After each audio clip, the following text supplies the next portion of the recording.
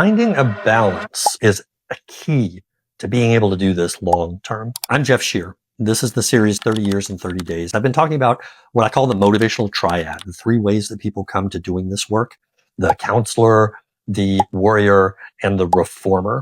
And what I've found working with people over the years is the folks who stay doing this work, who don't get burnt out, they've developed an ability to shift between all three of these. In one day, they may be in counselor mode and then turn and be in the warrior mode and then be in the reformer mode. So if you're a counselor, say, and you've worked really hard and you've set up this great plea for your client that gets them into diversion, and you've got a job set up and you've got rehab and you've got healthcare, you've got all these things, and the client says, no, I don't want to do that.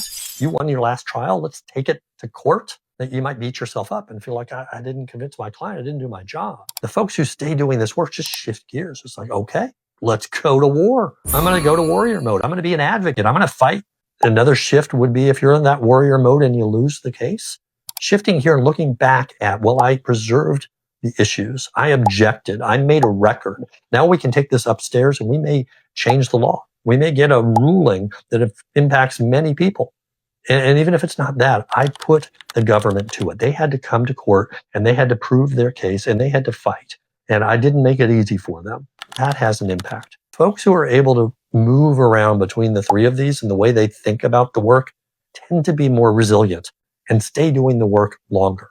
So if you're having a rough day, think about which mode you're in. Try to look at it from a different point of view.